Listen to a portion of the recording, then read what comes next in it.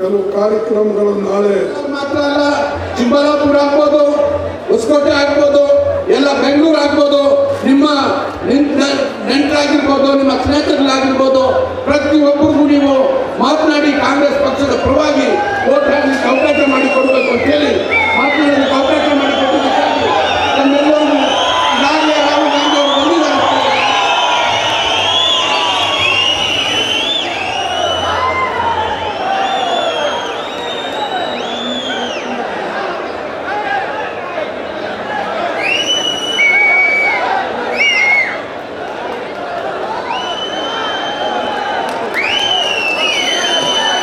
ಈಗ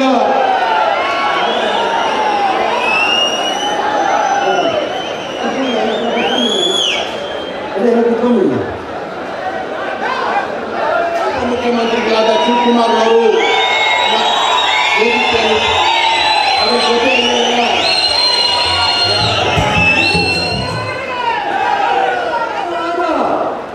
ಶ್ರೀ ಮಲ್ಲಿಕಾರ್ಜುನ ಖರ್ಗೆ ಸಾಹೇಬರನ್ನು ಕೋಲಾರದ ಕಾಂಗ್ರೆಸ್ ಪಕ್ಷದ ಪರವಾಗಿ ಸ್ವಾಗತವನ್ನು ಕೋರ್ತಾ ಇದ್ದೇನೆ. ಕರ್ನಾಟಕ ಕಾಂಗ್ರೆಸ್ ಪಕ್ಷದ ಅಧ್ಯಕ್ಷರು, land of skills, milk and gold and intellectual people D K. Shivakumar ಅವರಿಗೆ ಸ್ವಾಗತವನ್ನು ಕೋರ್ತಾ ಇದ್ದೇನೆ. ಕೆ.ವೈ. ನಂಜೇಗೌಡ ಅವರಿಗೆ, ಶ್ರೀ ಮುನಿಯಪ್ಪ ಅವರಿಗೆ ಸ್ವಾಗತ ಕೋರ್ತಾ ಇದ್ದೇನೆ. ಕೋಲಾರದ ಕಿರಿಯ ನಾಯಕರಿಗೆ ಸ್ವಾಗತವನ್ನು ಬಿ.ಆರ್. ಸುದರ್ಶನ್ ಅವರಿಗೆ, ಆರ್. ನಾಗರಾಜ್ ಈಗ ಮಾಡ್ತಾ ಇದ್ದೇವೆ.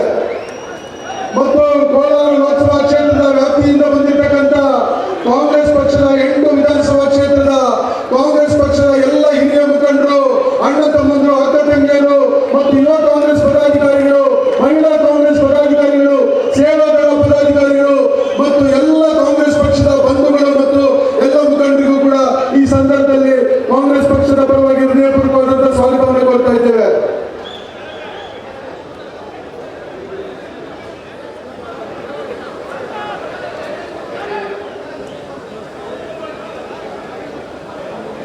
ಉಪಮುಖ್ಯಮಂತ್ರಿ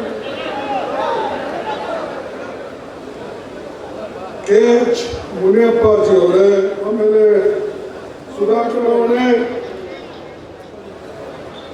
ಜನ ಹಾಕೊಳ್ಳೋದಿಲ್ಲ, ರಾಹುಲ್ ಗಾಂಧೀಜಿ ಅವರು ಕ್ಷಮಿಸಬೇಕು, ಜಿಲ್ಲಾ ಕಾಂಗ್ರೆಸ್ ಕಮಿಟಿ ಈ ಚುನಾವಣೆ